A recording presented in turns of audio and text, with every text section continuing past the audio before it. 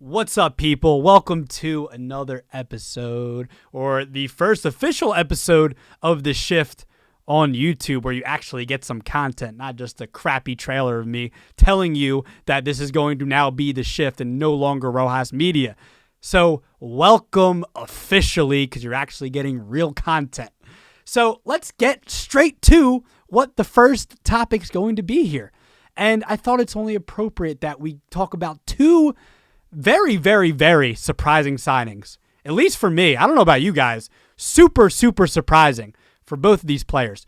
Two shortstops that were a part of the big free agent shortstop class when it came to Corey Seager, when it came to the two names I'm about to talk about, when it came to Javi Baez, and when it came to, I can't think of his name. But you get it. There were about five shortstops. And the two shortstops I want to talk about here, Carlos Correa, big contract, 3 years, $105 million. We'll talk more about the contract in a second.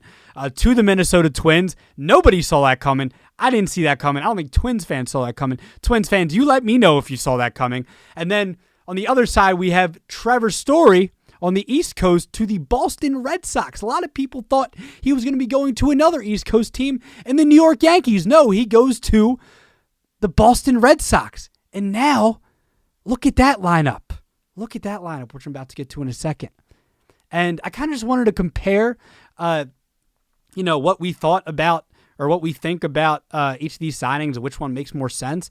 And for me, you can look at both sides, but what intrigues me the most, Trevor Story in that lineup just makes a whole bunch of sense. That puts them right back up there. Because I thought Blue Jays, Yankees, and maybe you could still say the Rays because you can never count out the Rays in the American League East.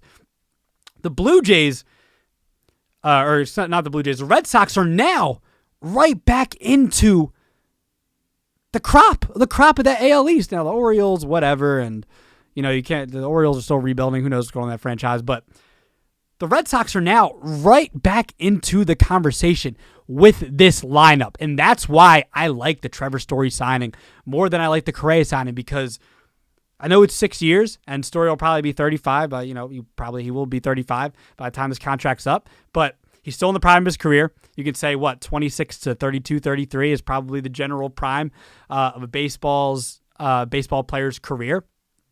And I mean, look at this lineup, man. Look at this lineup.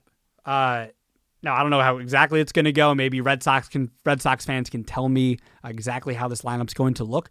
But Bogarts, Devers, Kike Hernandez, Story, JD Martinez, Alex Verdugo, Bobby Dahlbeck, one of the better, young hitters in the game. I wouldn't say better young hitters, but better. He has a lot of potential as a young hitter. Came up as a highly touted prospect and all that. So when it comes to this lineup, it's like Trevor Story has protection, and Trevor Story is protecting other hitters when it comes to everybody I just named, especially the big three, I guess, when Bogarts, Martinez, and Devers, like that. Everybody, that's a pretty good middle four in that lineup.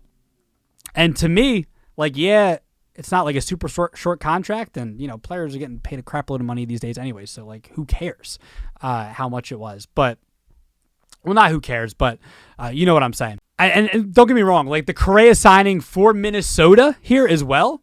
It's not a bad signing, but I wouldn't say Minnesota is right back in there. Like the Gary Sanchez signing, whatever, and I forget who else they acquired in that trade. It might have been Urshela, right? Not a bad trade, but we've got a lot of power in that lineup. But I look at the Boston lineup, and I look at how good that is now, how good that is with Story implanted right in the middle of that lineup. It is a really, really, really, really good lineup. And that's one of the best lineups, I think, in the American League. You tell me. I want to know from you. Is this one of the best lineups in the American League? Because it is for me. It is for me. Now, I guess the one question is, the only thought is that, look at Story in a contract year. He was kind of underwhelming. He wasn't as good as he normally is, but look, he was still great defensively. I believe he had about 9 defensive runs saved, I believe, if that number serves me correctly, the exact number. But one of the better defensive shortstops in the league. Speed, power, and defense.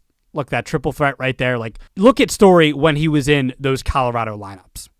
Not last year, but the ones with Arenado and Charlie Blackmon when he was Charlie Blackmon. Story was raking. And now Story's going to be in a Boston lineup where he's going to have protection and he's going to, less pressure on him. He probably had a lot of pressure on him last year and, being a contract year as well. And now you're going to see him in a lineup where he's just going to have less pressure on his shoulders, and he's going to be a lot better than he was last year, man. I really believe that. I don't think that there's any question that he's going to be better than he was last year. I don't see that happening. He's 29. He's in the prime of his career. Don't see that happening. But again, look, Correa to the Twins.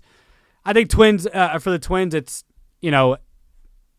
it's not the most amazing deal because he could just opt out after this year, and it's like, are the Twins rebuilding? Or are they not? Are they trying to go for it? I guess, like, what do you have to lose if Correa has like an MVP type of season and, he leaves after 1 year and maybe the Twins do something this year? I don't know, but it makes more sense for me for the Red Sox to sign Trevor Story because you at least get 3 or 4 prime years of his career, and it's not like he's had injury problems like a Carlos Correa.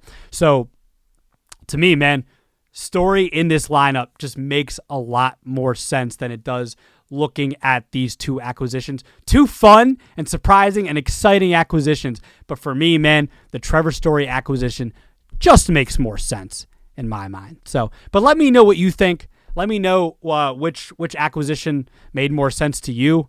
I want to know. Do you like the Correa signing more? Does it make more sense? Are the Twins, in the AL Central now? I mean, obviously their odds have increased, but Carlos Correa's got to stay healthy, and he did stay healthy last year, but he has that injury history. So there's a couple of different ways you can look at this. I want to know from you guys. Let me know on Twitter at Rojas_media_. You can get at me there. Let me know. I want to know. On Instagram, it's at the Shift Pod. I don't even remember. I just changed Instagram name because it was at Rojas_media. I changed it prior because, look, I had it under Rojas Media and I changed it to the Shift. You guys get it. I don't need to explain. It'll be like right there in the Johnski right there. So, get me on there. I'll be uploading more content as well. Some baseball content. We were here in spring training. It's exciting, man. Baseball's back. So let me know. Let me know in the comments below. And again, I will have the Shift podcast. The new Shift podcast. I don't know if I said that in the beginning. The Shift podcast is now up on Apple and Spotify and on Simplecast. I will have the description or the link to that description below. So go check that out and let me know what you think. So see you guys next time.